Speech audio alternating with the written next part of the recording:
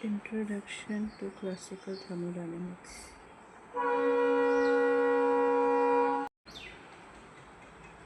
Learning outcome, introduction, types of system, state of as system and state variable summary.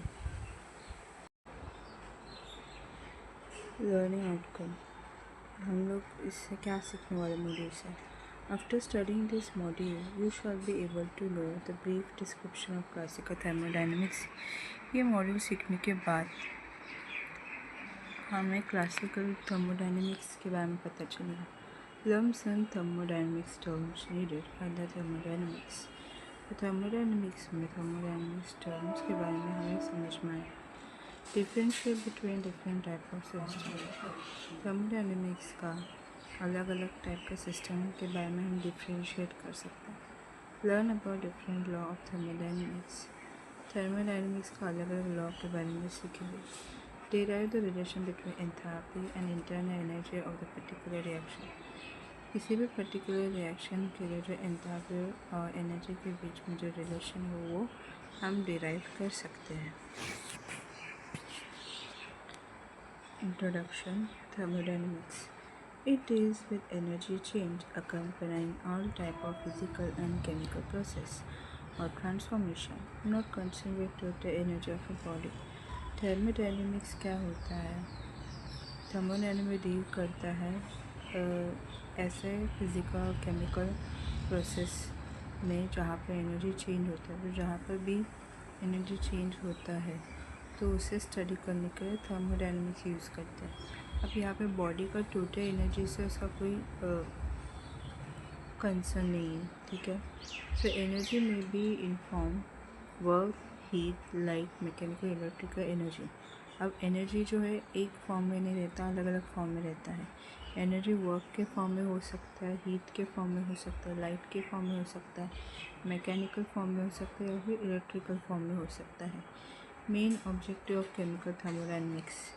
Chemical thermodynamics का main objective क्या है? First, to predict the feasibility of process be physical और chemical under the given condition of temperature, pressure and concentration. So जो process का जो possibility है उसे predict करने के लिए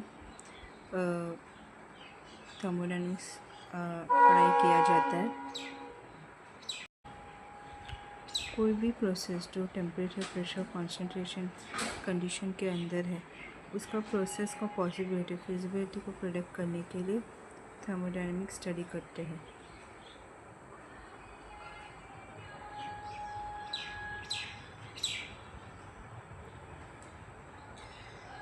to predict the extent of physical process. जो फिजिकल प्रोसेस है, पॉसिबल प्रोसेस है, उसका एक्सटेंट को प्रेडिक्ट करने के लिए देखते हैं.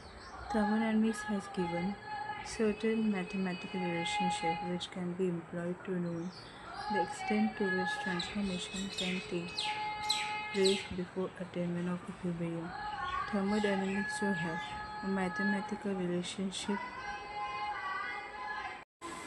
तो फिजिकल प्रोसेस का एक्सटेंट के बारे में प्रेडिक्ट करने के लिए थर्मोडायनेमिक्स जो है वो कुछ मैथमेटिकल रिलेशनशिप देता है ताकि वो यूज़ हो सके ट्रांसफॉर्मेशन के बारे में स्टडी करने के लिए जो इक्विलिब्रियम में पहुंच रहा है. To deduce some important law of physical chemistry, generalization of chemistry such as gas equations. तो फिजिकल केमिस्ट्री में कौन कौन से इम्पोर्टेंट लॉ है? अभी फिजिकल केमिस्ट्री में जनरल जो सब्जेक्ट है जो सीखना पड़ता है वो है gas equation, law of chemical equilibrium, phase rule, distribution rules law, and Hoff law of direct solution, Raoult's law of lowering of vapour pressure. तो फिजिकल केमिस्ट्री में जनरली कुछ बेसिक कंसेप्ट सीखा जाता है. जैसे गैस इक्वेशन है, chemical equilibrium का law है, फेज रूल है, डिस्ट्रीब्यूशन लॉ या डिस्ट्रीब्यूशन रूल है, वैन हॉफ लॉ है डायरेक्ट सॉल्यूशन का, वेपर प्रेशर का रोल्स लॉ ऑफ लोअरिंग है. Fourth, to deduce equation relating to some physical properties. कुछ फिजिकल प्रॉपर्टीज़ का इक्वेशन को डेड्यूस करते हैं Equations correlate the variation of certain physical properties, example temperature, pressure, with other have been derived. यहाँ पे equation correlate करता है कुछ फिजिकल प्रॉपर्टीज से, जैसे कि टेम्परेचर, प्रेशर, और उसमें दूसरे फिजिकल प्रॉपर्टी डिराइव होता है. From this three law, from this equation we can predict the effect of change of variable factor. तो हम इस इक्वेशन से अलग अलग वेरिएबल फैक्टर में क्या क्या चेंजेस, वेरिएबल फैक्टर जब चेंज होता है उसका इफ़ेक्ट कैसे प्रोसेस पर पड़ता है, उसके बारे में हम थर्मोडायनामिक्स लॉ के इक्वेशन से सीखेंगे. वेरिएबल फैक्टर जैसे कि टेम्परेचर, प्रेशर, अलग अलग प्रोसेस में जब टेम्परेचर, प्रेशर चेंज हो जाता है तो उसका असर जो है सिस्टम पे, प्रोसेस में कैसा असर पड़ता है, वो उसके बारे में स्टडी करने के लिए लॉ ऑफ थर्मोडायनामिक्स बहुत ही अच्छा है. Thermodynamic system and its surrounding. तो थर्मोडायनामिक सिस्टम्स और उसका सराउंडिंग.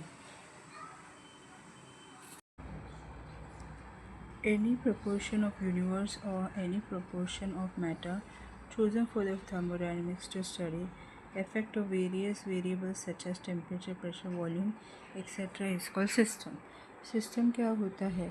यूनिवर्स का एक ऐसा प्रोपोर्शन या ऐसा एक मैटर जिसे चूज़ किया जाता है ताकि थर्मोडायनामिक स्टडी कर सके. ठीक है, तो उस यूनिवर्स का छोटे से हिस्से में अगर थर्मोडायनामिक स्टडी करना है तो उसमें ये देखा जाता है कि जब भी टेम्परेचर, प्रेशर या वॉल्यूम और दूसरे ऐसे बहुत सारे वेरिएबल जब चेंज होता है तो उसका असर उस यूनिवर्स के इस छोटे से हिस्से पे कैसा असर पड़ता है. तो उस यूनिवर्स के छोटे से हिस्से को बोलते हैं सिस्टम. तो सिस्टम हमेशा चूज़ किया जाता है ताकि टेम्परेचर, प्रेशर, वॉल्यूम या दूसरे वेरिएबल जो है उसमें जब चेंजेस होता है तो सिस्टम पे क्या इफ़ेक्ट पड़ता है कि सिस्टम चेंज होता है.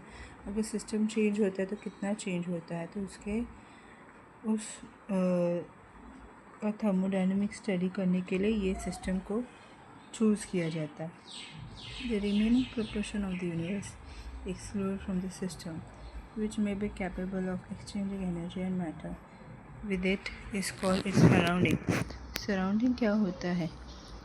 तो यूनिवर्स का जो बचा हुआ हिस्सा है, मतलब सिस्टम को छोड़ के यूनिवर्स का जो बाकी बचा हुआ हिस्सा है जो सिस्टम के बाहर है. ठीक है, और सिस्टम के जो बाहर जो है वहाँ पे एनर्जी, मैटर आराम से एक्सचेंज हो सकता है, तो उसको बोलते हैं surrounding. The system is separated from the surrounding by real और इमेजिनरी बाउंड्रीज. सिस्टम जो है वो सराउंडिंग से सेपरेटेड है रियल या फिर imaginary boundaries.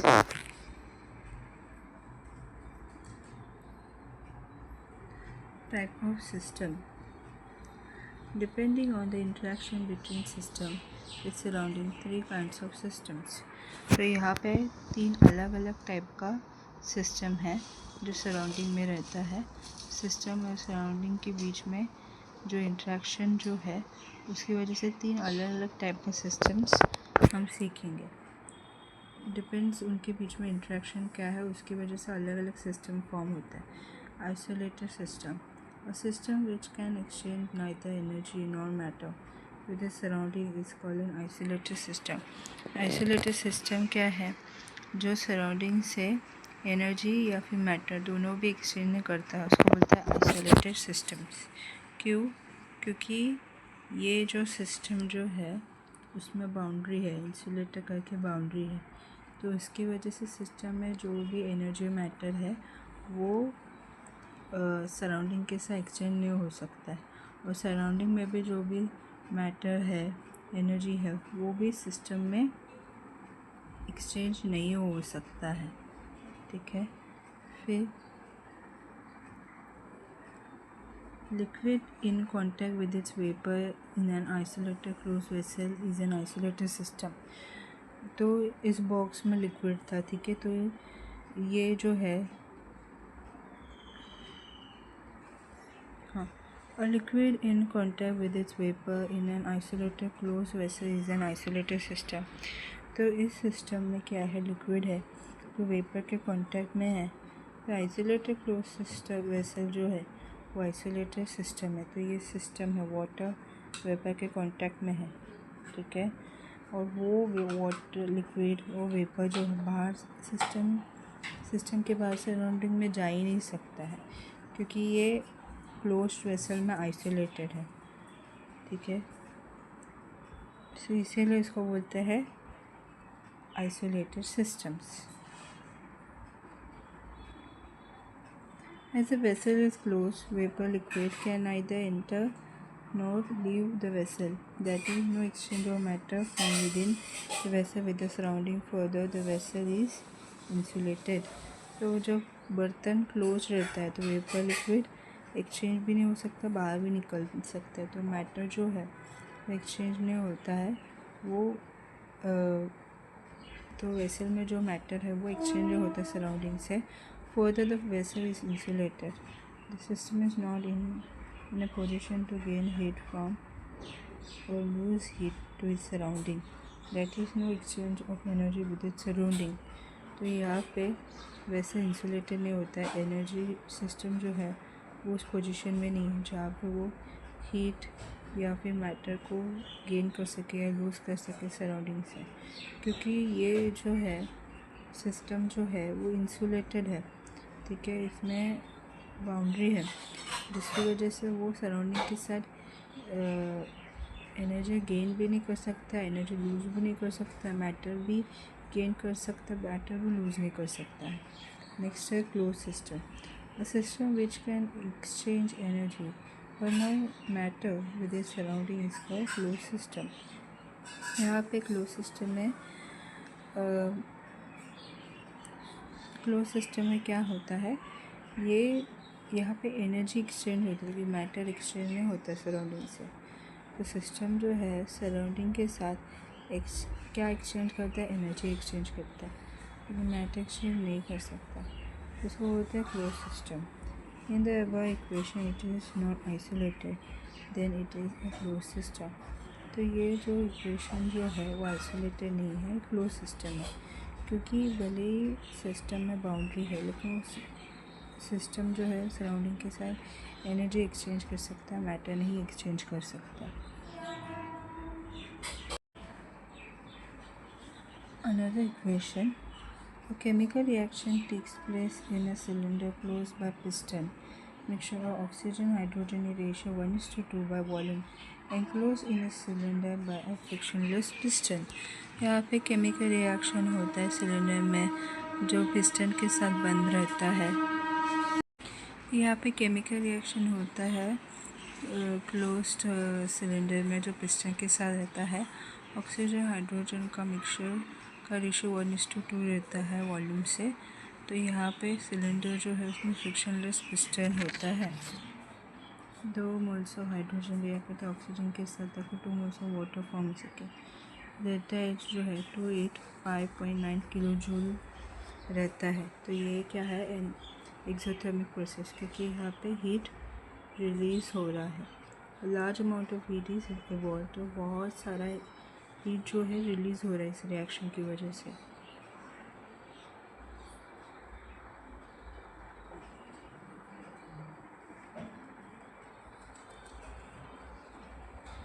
During the reaction, the volume of the gas reaction mixture decreases and the reaction is completed by the fall in volume.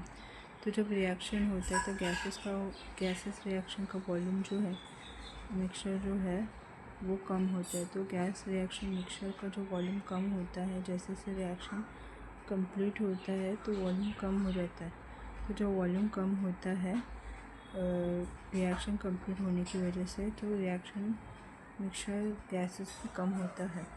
So the piston move down due to the same work being done by surrounding on the system. तो piston जो है नीचे चला जाता है क्योंकि same work होता है,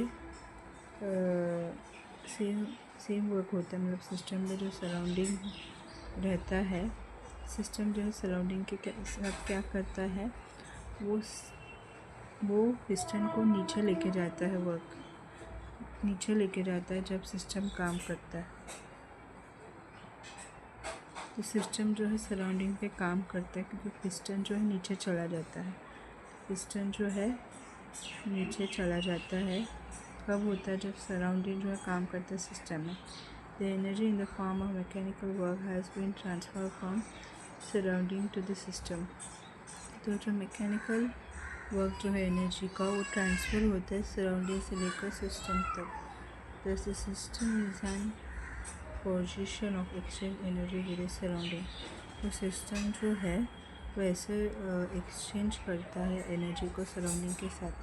but can not exchange matter with surrounding as remain close throughout. तो यहाँ पर मैटर जो है, सिस्टम जो है वो अपना मैटर एक्सचेंज नहीं करता सराउंडिंग के साथ, क्योंकि ये पूरे रिएक्शन में, पूरे प्रोसेस में सिस्टम क्लोज रहता है। लेकिन सिस्टम जो है एनर्जी एक्सचेंज करता है सराउंडिंग के साथ।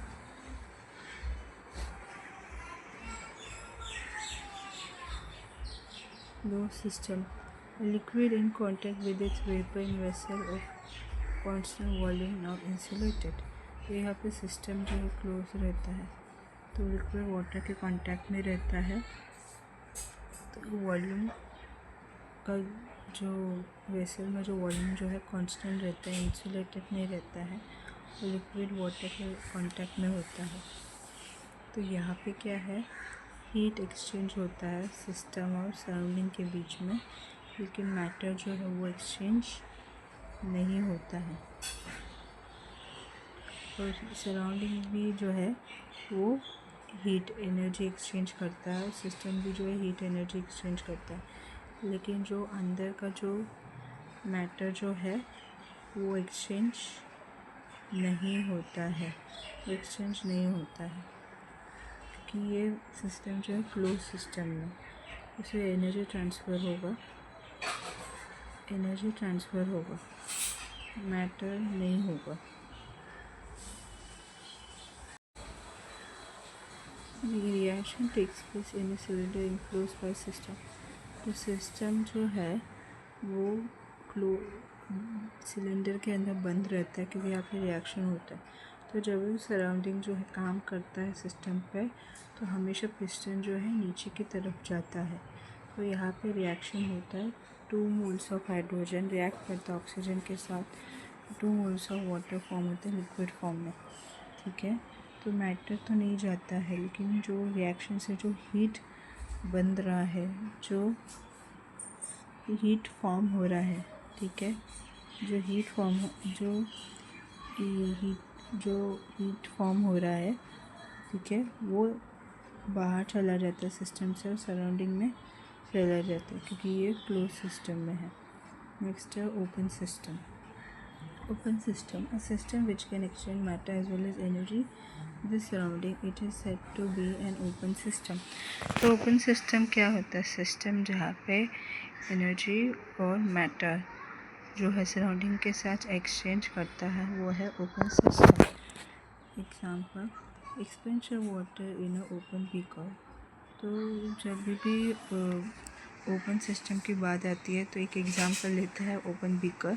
तो ओपन बीकर में वाटर का एक्सपेंशन हो रहा है। कैसे एक्सपेंशन हो रहा है, तो water in open beaker observe heat evaporation from the surrounding and escape into surrounding as a water vapour. So यहाँ पे क्या होता है, यहाँ पे ओपन बीकर में वाटर जो है वो हीट ऑब्जॉर्व करता है इवेपोरेशन के लिए। हीट कहाँ से लेता है, सराउंडिंग से लेता है, और फिर यही पानी हीट को ऑब्जॉर्व करके वेपर बन जाता है। फिर वेपर जो है सिस्टम से बाहर निकल कर सराउंडिंग में चला जाता है वाटर वेपर के फॉर्म में, क्योंकि ये ओपन बीकर जो है वो ओपन सिस्टम में है। The system exchange energy and matter with the surface and plants are the example of open system. तो ओपन सिस्टम का और भी अच्छा एग्जाम्पल है प्लांट्स और एनिमल्स। तो प्लांट्स या एनिमल जो है उनका स्किन हो, सेल्स हो या बॉडी ऑर्गन्स हो, ये अच्छा एग्जाम्पल है ओपन सिस्टम का, क्योंकि बॉडी में जो भी सेल्स ऑर्गन टिश्यूज़ होते हैं और प्लांट्स में भी जो होता है वो हमेशा एनर्जी और मैटर को एक्सचेंज करता है सराउंडिंग के साथ। सो मैक्रोस्कोपिक प्रॉपर्टी मतलब जो object, the properties associated with macroscopic system consist of large number of particles का मैक्रोस्कोपिक प्रॉपर्टी। तो मैक्रोस्कोपिक प्रॉपर्टी क्या होता है? जो भी प्रॉपर्टीज जो मैक्रोस्कोपिक सिस्टम के साथ रिलेटेड रहता है, ठीक है, उसको बोलता है मैक्रोस्कोपिक प्रॉपर्टी। दिस प्रॉपर्टी है pressure, volume, temperature, concentration, density, viscosity, surface index, colour. तो प्रॉपर्टी जो है मैक्रोस्कोपिक सिस्टम का, जैसे कि pressure, volume, temperature, concentration, density, viscosity, surface tension, refractive index, colours, तो ये सभी प्रॉपर्टी जो है मैक्रोस्कोपिक सिस्टम के साथ रिलेटेड रहता है, तो इसे इस प्रॉपर्टी को बोलते हैं मैक्रोस्कोपिक प्रॉपर्टीज़। तो ये सब प्रॉपर्टीज़ जो है यूज़ किया जाता है ताकि सिस्टम को स्टडी कर सके, इसीलिए उसको मैक्रोस्कोपिक प्रॉपर्टीज़ बोलते हैं। State of systems, state of system and state variable. तो यहाँ पे सिस्टम और स्टेट वेरिएबल का state of a system, the state of a system define when etch macroscopic property is specified. तो कोई भी सिस्टम का स्टेट को डिफाइन तभी कर सकते हैं जब उसका मैक्रोस्कोपिक प्रॉपर्टी डिफाइंड रहता है। माइक्रोस्कोपिक प्रॉपर्टी जैसे कि pressure, temperature, colour, refractive index, ये सभी प्रॉपर्टी जब डिफाइंड रहता है सिस्टम का स्टेट के लिए। When the macroscopic property of a system have definite value, the system is said to be in definite state. कोई भी सिस्टम जो है डेफिनाइट स्टेट कब होता है? जब उस सिस्टम का मैक्रोस्कोपिक प्रॉपर्टी जो है डिफाइनाइट वैल्यू रहता है। जब डिफाइनाइट वैल्यू रहता है तभी डिफाइंड स्टेट में होता है। Whenever there is a change in any one of the macroscopic property, the system is said to change in different state. तो जब भी कुछ चेंजेस होता है मैक्रोस्कोपिक प्रॉपर्टी में, तो सिस्टम भी चेंज होता है अलग अलग स्टेट में। State variable, macroscopic property systems are often called state variables since the state of a system change with change in any of the macroscopic property. तो कोई भी सिस्टम का मैक्रोस्कोपिक प्रॉपर्टी को स्टेट वेरिएबल बोलते हैं। तो जो सिस्टम का जो मैक्रोस्कोपिक प्रॉपर्टी है, जैसे कि temperature, pressure, volume, pressure, concentration, density, viscosity, refractive index, surface tension, colours, तो सिस्टम का मैक्रोस्कोपिक प्रॉपर्टीज़ को बोलते हैं स्टेट वेरिएबल। ठीक है, तो मतलब मैक्रोस्कोपिक प्रॉपर्टी का दूसरा नाम है स्टेट वेरिएबल। ठीक है, तो थर्मोडायनामिक्स ज़्यादातर कौन से ऑब्जेक्ट के ऊपर से पढ़ाई करता है? जो मैक्रोस्कोपिक है, जिसका साइज़ बड़ा है, जिसमें नंबर ऑफ पार्टिकल्स बड़े हैं। ठीक है, तो वो मैक्रोस्कोपिक सिस्टम में के ऊपर थर्मोडायनामिक्स स्टडी करता है। और अगर मैक्रोस्कोपिक सिस्टम का स्टडी करना है तो उसमें प्रॉपर्टीज़ जैसे कि temperature, pressure, volume, surface tension, refractive index, concentrations, densities, viscosities, ये सब प्रॉपर्टीज़ उस मैक्रोस्कोपिक सिस्टम में पढ़ा जाता है। तो जो सिस्टम का मैक्रोस्कोपिक प्रॉपर्टीज़ है उसको बोलते हैं स्टेट वेरिएबल्स। ठीक है, since the state of a system change with change in macroscopic property, जब भी मैक्रोस्कोपिक प्रॉपर्टी में कुछ चेंजेस होगा तो सिस्टम का भी स्टेट चेंज होगा। जैसे कि जब भी प्रेशर चेंज होगा, टेम्परेचर चेंज होगा, वॉल्यूम चेंज होगा, मास चेंज होगा एंड और कंपोजिशन चेंज होगा, कोई भी इसमें से एक चेंज होगा तो सिस्टम भी चेंज हो जाएगा। इसीलिए ये सब प्रॉपर्टीज़ को क्या बोलते हैं? State variables. क्योंकि ये चेंज हो जाएगा तो सिस्टम भी चेंज हो जाएगा, इसे उसको बोलते हैं state variable. For defining state of a system, it is not necessary to define the value of all state variables since they are independent. तो सिस्टम का स्टेट को डिफाइन करने के लिए ज़रूरत नहीं है कि सभी स्टेट वेरिएबल का वैल्यू पता रहना चाहिए, क्योंकि सभी जो स्टेट वेरिएबल है जो है इंडिपेंडेंट है. For example, in a homogeneous system this way property are interrelated by equation of state PV equal to RT. तो होमोजेनस स्टेट सिस्टम में जो प्रॉपर्टी जो है रिलेटेड रहता है, होमोजेनस सिस्टम जो है गैस इक्वेशन से रिलेटेड रहता है, PV इक्वल टू RT. तो सबको पता है P मतलब प्रेशर, V मतलब वॉल्यूम.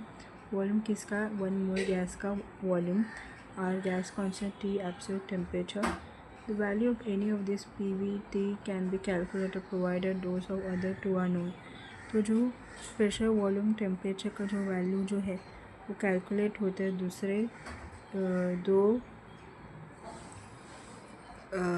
स्टेट वेरिएबल से. They are independent variable. So pressure, volume, temperature जो है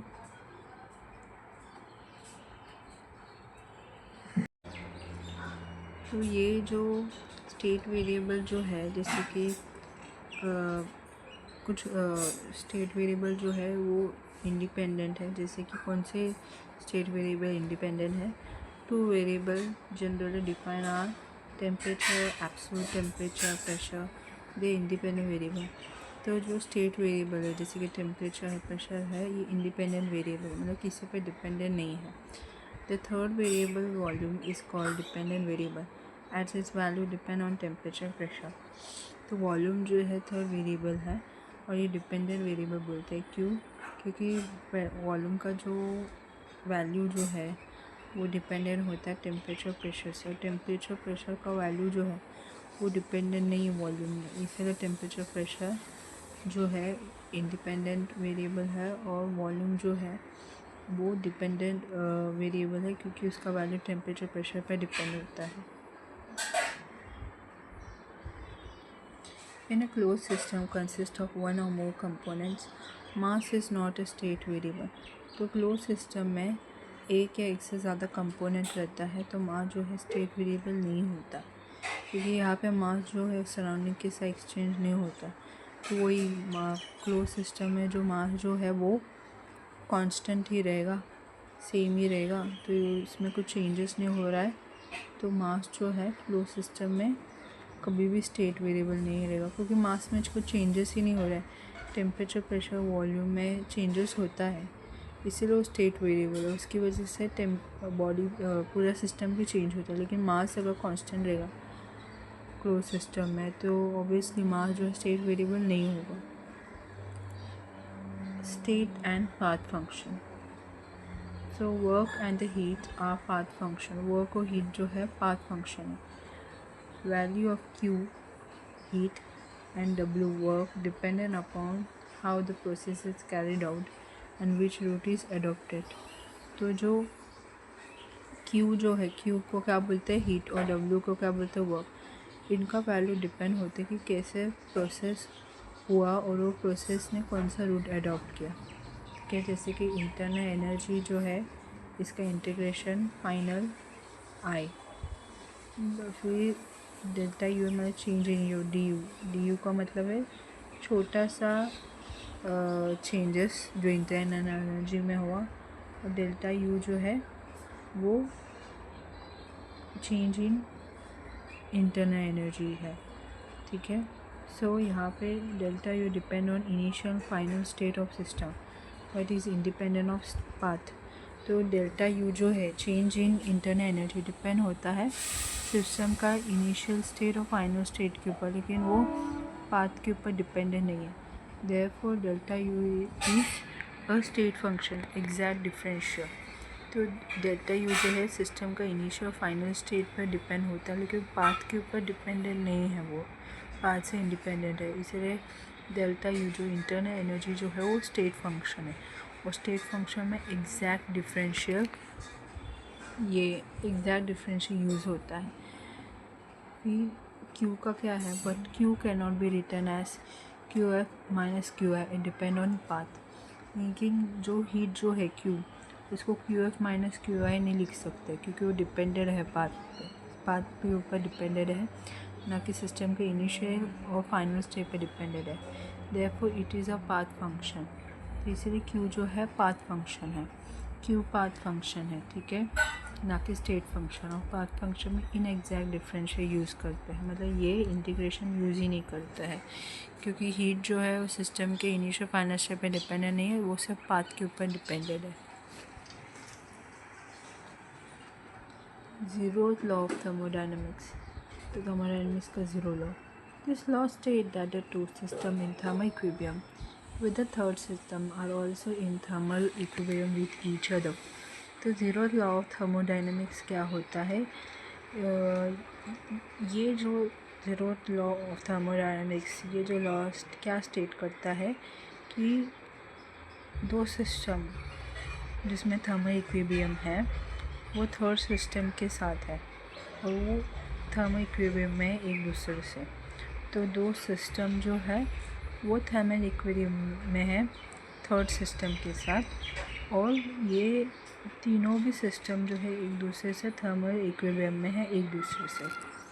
फर्स्ट लॉ ऑफ थर्मोडायनेमिक्स क्या बताता है? Work is defined as any quantity that flow across boundary of a system during a change in its state, and its effect is noted in the surrounding in the form of either weight or height, or higher or lower in the surrounding। Law of thermodynamics क्या बोलता है कि work जो है define होता है कोई भी क्वांटिटी में, क्योंकि वो एनर्जी के फॉर्म में फ़्लो होता है सिस्टम के बाउंड्री से। तो जब भी सिस्टम के स्टेट में कुछ चेंजेस होता है उसका जो असर जो है वो सराउंडिंग में चला जाता है, वेट के फॉर्म में, हायर फॉर्म में या फिर लोअर फॉर्म में। The work done on the system is positive. The surrounding जो है काम करता है सिस्टम में वो क्या है? पॉजिटिव फॉर्म है। तो जब भी एनर्जी फ्लो होता है सिस्टम में वर्क के फॉर्म में, तो या तो सिस्टम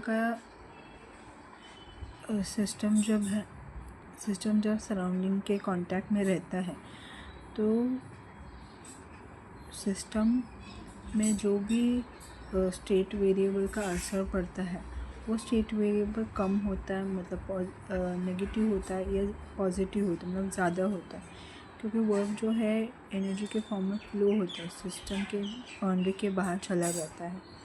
जैसे कि सराउंडिंग जब काम करता है सिस्टम में तो वर्क जो है स्टेट वेरिएबल उसका वैल्यू चेंज हो गया पॉजिटिव में। अगर जब सराउंडिंग में काम करेगा तो वही वर्क जो है नेगेटिव होता है। तो work done by the system is negative. तो सिस्टम जब सराउंडिंग में काम करता है तो वही वर्क नेगेटिव होता है, लेकिन वही सराउंडिंग सिस्टम में काम करता है तो पॉजिटिव होता है। तो यूनिट जूल है, 1 जूल जो है 10⁷ अर्ज है।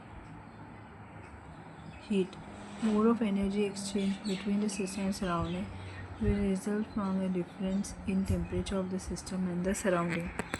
तो एनर्जी एक्सचेंज का जो मोड जो रहता है सिस्टम सराउंडिंग के बीच में होता है, इसकी वजह से सिस्टम और सराउंडिंग में टेम्परेचर में फ़र्क पड़ता है। Unit calorie, a calorie is the quantity of a heat required to raise the temperature 1 gram of water through 1 degree Celsius। तो हीट जो है कैलोरी के फॉर्म में रहता है। कैलोरी क्या रहता है? हीट का quantity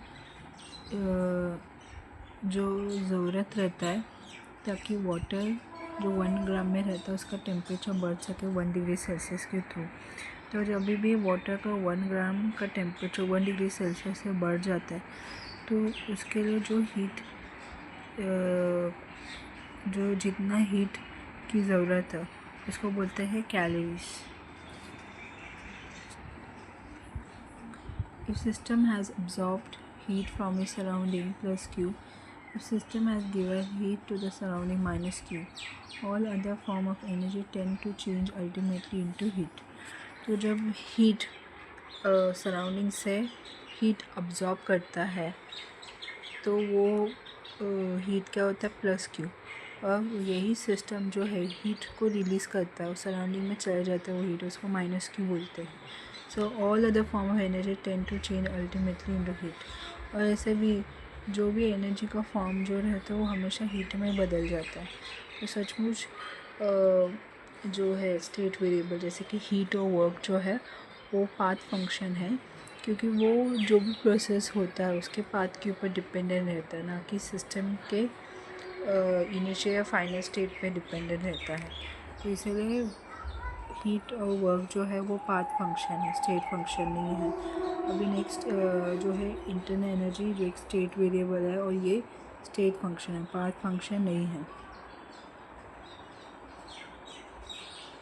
Internal energy, every substance associated with definite amount of energy may depend upon its chemical nature as well as upon its T absolute temperature, pressure and volume। तो सभी substance जो है कुछ definite amount of energy के साथ associated रहता है, वो डिपेंड होता है केमिकल नेचर के ऊपर और टेम्परेचर, प्रेशर और वॉल्यूम के ऊपर। This energy is known as internal energy, इसको इंटरनल एनर्जी बोलते हैं। तो सब्सटेंस का जो इंटरनल एनर्जी है वो क्या होता है कि हर सब्सटेंस के पास अपना खुद का डेफिनेट एनर्जी रहता है जो डिपेंड होता है टेम्परेचर, प्रेशर, वॉल्यूम में। तो ऐसे एनर्जी को बोलते हैं इंटरनल एनर्जी। तो internal energy temperature, pressure, volume पे डिपेंडेंट होता है, ठीक है, सिस्टम में। Exact magnitude of this energy is not known. तो एग्जैक्ट अमाउंट ऑफ एनर्जी कितना है सिस्टम को पता नहीं। Since the chemical nature include translation, rotation, vibrational movement of the molecule, nature of individual item arrangement, number of electron, energy of nucleus. तो जो chemical nature जो है जैसे कि ट्रांसलेशनल, रोटेशनल, वाइब्रेशनल मूवमेंट जो मॉलिक्यूल का और इंडिविजुअल आइटम का नेचर, और फिर न्यूक्लियस में जो इलेक्ट्रॉन एनर्जी का नंबर रहता है उसका अरेंजमेंट। तो इंटरनल एनर्जी कुछ भी हो सकता है। न्यूक्लियस का जो इलेक्ट्रॉन एनर्जी का नंबर वो हो सकता है, मतलब न्यूक्लियस का एनर्जी हो सकता है, नंबर ऑफ इलेक्ट्रॉन एनर्जी का अरेंजमेंट हो सकता है, इंडिविजुअल आइटम का नेचर हो सकता है, मॉलिक्यूल का ट्रांसलेशन, रोटेशनल, वाइब्रेशनल मूवमेंट की वजह से जो एनर्जी फॉर्म होता है वो सब हो सकता है internal energy. And internal energy कुछ भी हो सकता है।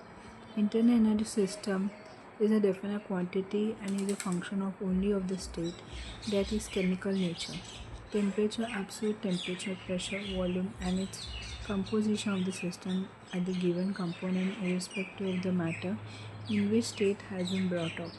तो सब्सटेंस का इंटरनल एनर्जी जो है वो डेफिनेट रहता है और वो सिर्फ स्टेट का फंक्शन रहता है। केमिकल नेचर जैसे कि temperature, pressure, volume, composition system का वो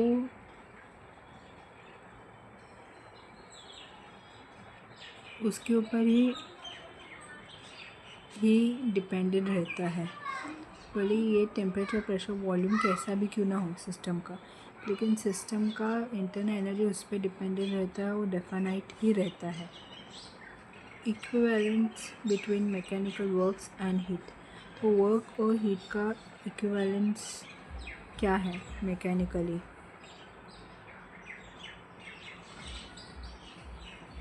work can be converted into equivalent of heat energy. तो वर्क जो है वो चेंज हो सकता है, कन्वर्ट हो सकता है उतने अमाउंट में हीट एनर्जी में, मतलब वर्क जो है चेंज हो सकता है हीट एनर्जी में उतने अमाउंट है, मतलब जितना वर्क है उतना ही हीट रहेगा, ठीक है। So work, mechanical work is directly proportional to heat produce. So work is equal to JH। तो J क्या है? Joule mechanical equivalent of heat. तो जो हीट का जो जूल मैकेनिकल इक्विवेलेंट जो है उसको बोलते हैं J, जूल। तो वर्क जितना रहेगा उतना ही हीट रहेगा और उतना ही हीट का मैकेनिकल इक्विवेलेंट जूल रहेगा। When H is equal to 1 then W is equal to J। अगर H अगर 1 है तो W क्या रहेगा? J हो जाएगा, मतलब वर्क जो है जूल हो जाएगा। J is defined as amount of work done to produce the calorie of heat यानी न्यूमेरिकली इक्वल टू 4.184 10⁷ अर्ज। 1 कैलोरी इज 4.184 जूल। तो यहाँ पे जो सिस्टम जो है वो काम करेगा तो वो सर्टेन हीट रिलीज़ करेगा। तो जब भी सिस्टम जो है वो 1 जूल वाला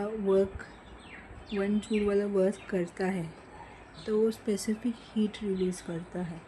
तो 1 जूल का मतलब कितना, 1 जूल मतलब कितना होता है 4.184 और 4.184 10⁷ अर्ज और 1 कैलोरी। तो कोई भी सिस्टम जो है उसका वो जो 1 डिग्री सेल्सियस जब बढ़ता है तो उसके लिए जितना हीट चाहिए रहता है वो है 1 कैलोरी। तो 1 कैलोरी जो है वो कितना एनर्जी रिलीज़ करता है वो है 4.184 जूल।